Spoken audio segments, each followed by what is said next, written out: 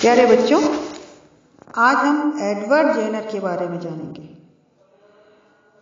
सन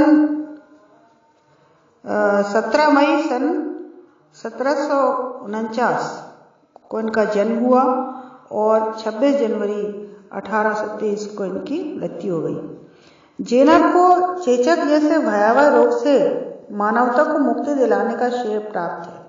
उन्होंने लोक निंदा की परवाह किए बिना जोखिम उठाकर परीक्षण किया और चेचक का टीका विकसित कर विश्व मानवता की अमूल्य सेवा की। ये जो चित्र आप देख रहे हैं, ये एडवर्ड जेनर का है।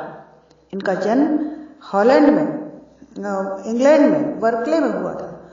उनकी आयुर्विज्ञान में गहरी रुचि थी। 13 वर्ष की आयु से ही उन्होंने ब्रिस्टल के पास सैडबरी में एक चिकित्सक के यहाँ अप्रेंटिसशिप शुरू की।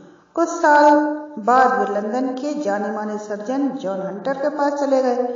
वे 3 साल लंदन के सेंट जॉर्ज हॉस्पिटल में रहे। सन 1773 में बर्कले लौटकर उन्होंने प्रैक्टिस शुरू की और जल्दी उनकी शोहरत चारों ओर फैल गई। यह वह समय था जब लोग चेचक के प्रकोप से पीड़ित थे। चेचक से बड़ी संख्या में लोग मरते थे या कुरूप हो जाते थे। कईयों की नेत्र ज्योति चली जाती थी।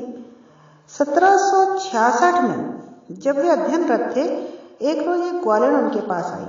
उसने कहा क्योंकि उसे शीतला काउपॉक्स हो चुकी है, अतः उसे चेचक स्मॉल पॉक्स नहीं हो सकती। यह विश्वास पूरे पश्चिमी इंग्लैंड में प्रचलित था।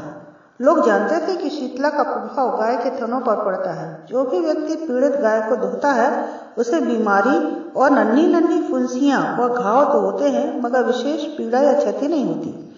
इस सूत्र के आधार पर सन 1796 में जेनर ने शीतला पीड़ित एक ग्वालिन की उंगली के दाने से कुछ द्रव लिया और उसे 8 साल के जेम्स फिप्स नामक बच्चे को इंजेक्ट कर दिया। बच्चे पर काउपॉक्स का हल्का सा प्रकोप हुआ। पौने 2 माह बाद जेनर ने एक चेचक रोगी के दानों से पस निकालकर जेम्स फिप्स को उसका इंजेक्शन लगा दिया। फिप्स को चेचक की कोई शिकायत नहीं हुई क्योंकि वह चेचक से इम्यून हो गया था।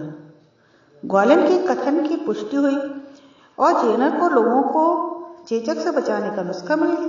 इसके बाद जेनर शीतला का द्रव पस एकत्र करने में लगे रहे। उनके काम को भयावह और घिनौना बताकर खूब दुष्प्रचार हुआ, लेकिन धुन के पक्के जेनर डिके नहीं और परीक्षणों के बाद टीका विकसित करने में सफल हुए। उनका यश चारों ओर फैल गया। हॉलैंड में पादरियों ने तो रूस के जार शासन ने चेचक के टीके लगाने पर जोर दिया। ब्रिटिश संसद ने उन्हें धन और मान दिया।